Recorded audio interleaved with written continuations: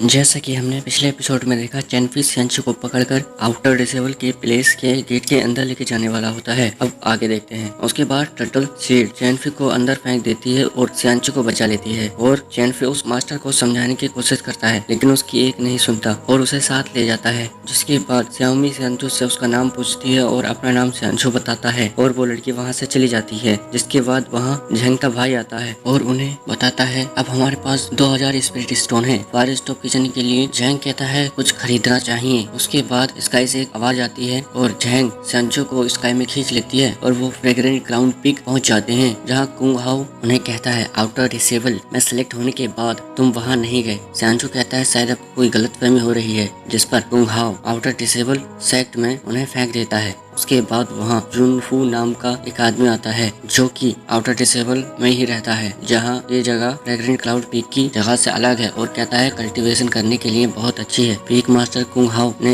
बहुत अच्छी तरह से बनाई है। सियांचू को कुंग हाउ उसे सजा देता है क्योंकि उसने स्पेशल सेक्ट का कोई रूल तोड़ा है। हम सब एक तरह से स्टूडेंट हैं। जिसके बाद जुनफू उसे बताता है साउथ साइड में 2 पीक्स हैं, जिसमें से एक पीक सोर्ड पर आधारित है और दूसरी वॉयलेट कालरोन पीक स्पिरिट आर्ट पर आधारित है। दोनों पीक के मास्टर बहुत अच्छे हैं, लेकिन उनकी पोस्ट को मास्टर कुंग हाउ से सम्मानित नहीं किया गया है क्योंकि कुंग हाउ बहुत पावरफुल हैं। ये दोनों मास्टर एपोथेकेरी हैं। जिस पर सियांचू पूछता है लाइफ स्पेन की गोलियां कैसे मिलेंगी। युनफू कहता है जब आप एक लाइफ ट्रेवलर बन जाओगे तो सिर्फ 1 साल में गोलियां हासिल कर लोगे। और क्यू कोल्डन कंट्रोल आर्ट के अलावा लेवल 4 और 8 आउटर डिसेबल कल्टीवेशन करने के लिए आप एक टेक्निक भी चुन सकते हो। उसके बाद वो उन्हें आउटर सेक्ट पीक का कल्टीवेशन रूम दिखाता है। सियांचू कहता है ये प्लेस फॉरेस्ट ऑफ किचन से भी बड़ी है। जिसके बाद सियांचू कहता है यहाँ मेडिसिन रिफाइनमेंट की कोई बुक नहीं दिख रही है। युनफू कहता है पहले आपको 10 टाइम्स जड़ी बूटियों को सीखना पड़ेगा। जब तुम 10 स्टोन का एग्जाम पास कर लोगे उसके बाद मेडिसिन रिफाइनमेंट कर सकते हो। युनफू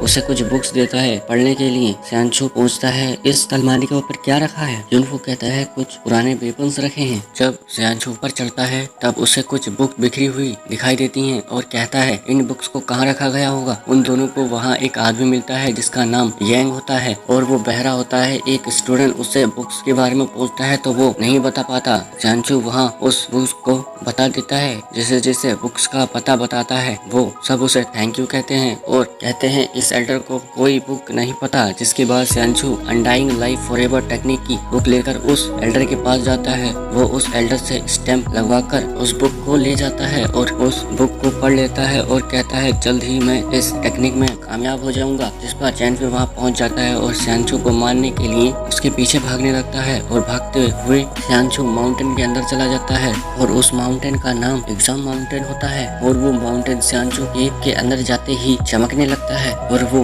माउंटेन जड़ी बूटियों की फर्स्ट एग्जामिनेशन का होता है। जिसके बाद वहाँ एक साउंड आती है और वो साउंड कहती है अपनी एपोथेकेरी ड्रॉ करो। एग्जाम एपोथेकेरी ड्रॉ करने के बाद स्टार्ट होती है। माउंटेन के बाहर सियामी आ जाती है और कहती है सभी स्टेनलेस में सेल्फी 1 नंबर होगी। सियांचू सोचता है क्या बनाना चाहिए। काफी देर सोचने के बाद सियांचू ब्लैक इंसेंस बनाता है और एग्जाम स्टार्ट होता है तो साउंड उसे 10,000 जड़ी बूटियां देती है मेडिसिन बनाने के लिए और कहती है मेडिसिन ऐसी बनाओ जिसमें लगभग सब जड़ी बूटियां पड़े। और सियांचू बनाना शुरू कर देता है। बहुत मेहनत करने के बाद उस जड़ी बूटी को बना देता है और उस माउंटेन से बाहर निकल जाता है। जिसके बाद वहाँ सियामी आती है और कहती है आपने अपनी लाइफ में पहली बार एग्जाम दिया है। इस पर सियांचू कहता है ऐसी कोई बात नहीं है। जिसके बाद सिंकी एग्जाम माउंटेन के अंदर से बाहर निकलती है। सियांचू और सिंकी एग्जाम रिजल्ट का वेट कर रहे होते हैं और एग्जाम का रिजल्ट टर्टल सीड आता है और ये एपिसोड यहीं एंड होता है।